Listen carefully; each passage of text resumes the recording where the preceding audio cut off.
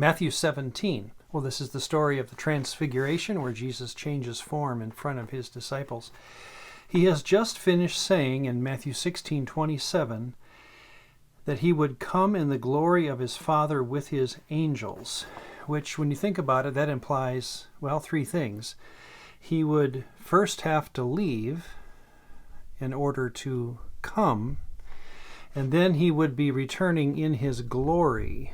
Well, the glory of the Father and his angels. Quite a statement. So a lot is packed in there. Again, this is the first time that this is ever mentioned.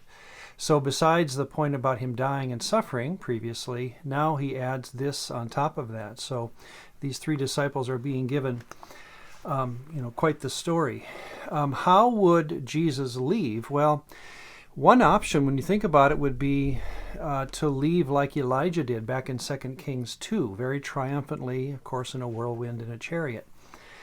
Another option, and now we have to add this in, let's add this together with what we've just learned, and what Jesus will be telling them again and again from here on out, that Jesus will suffer and die and rise.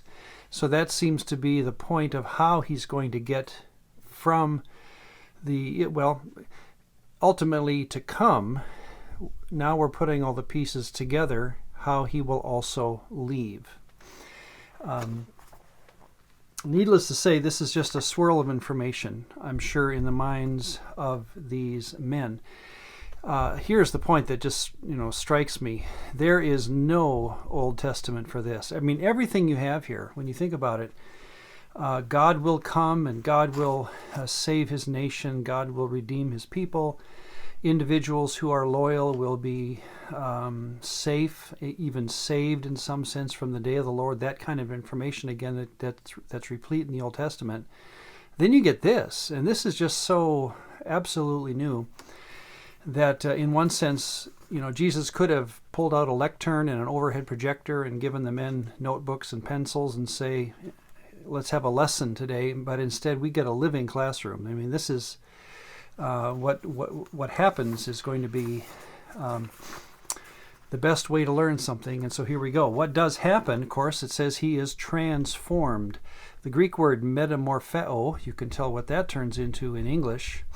And I like how Mark and Luke give their definitions of this. His clothes became shining, exceedingly white, like snow, such as no launderer on earth can whiten them.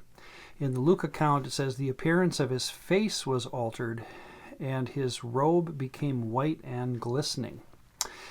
Secondly, in the Luke account, this is interesting, in Luke 9:31, two other men, and it turns out that Elijah is one of them, appear with Jesus.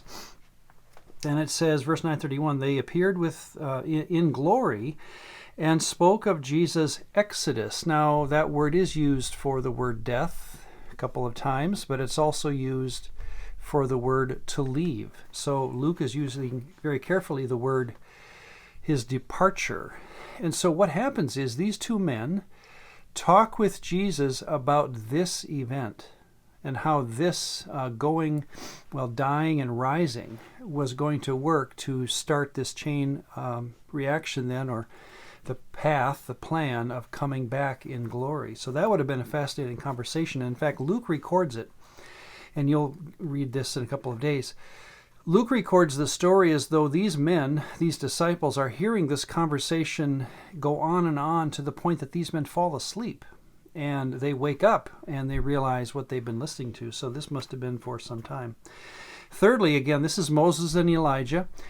And it says that they appeared also in glory, which we take, and same word is used for Jesus. So in some sense, these men are sharing the physical appearance of Jesus.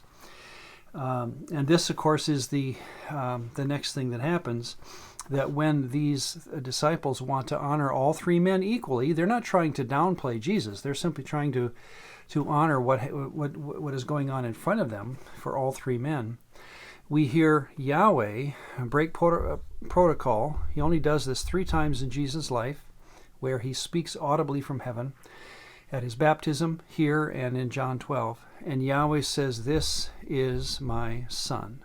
And of course, not said to diminish the reputation of these two, but to certainly highlight the main character, the main player, shall we say, in God's plan for both now and for the future. Notice again how this is working. And that these disciples would understand this. Well, the big question to me, I've often wondered, is the why. I mean, why would God do this? I love what Peter says at one point. He says, it has been good for us to be here, as though to say, boy, that was a classroom and a half, what we just went through.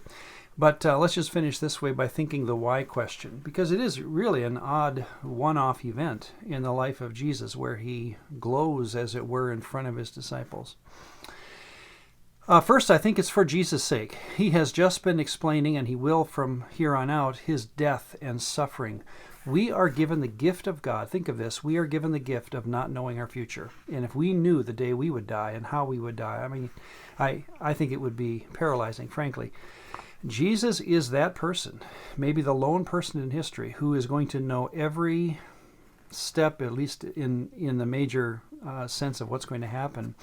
Imagine the burden that would bring upon you, just mentally, emotionally, to know beyond any doubt that you are going to suffer and die in the way that he has seen on crosses, probably in his lifetime. So I think this is done for Jesus' sake, to give him a down payment, as it were, from his Father, what it will be like to be glorified.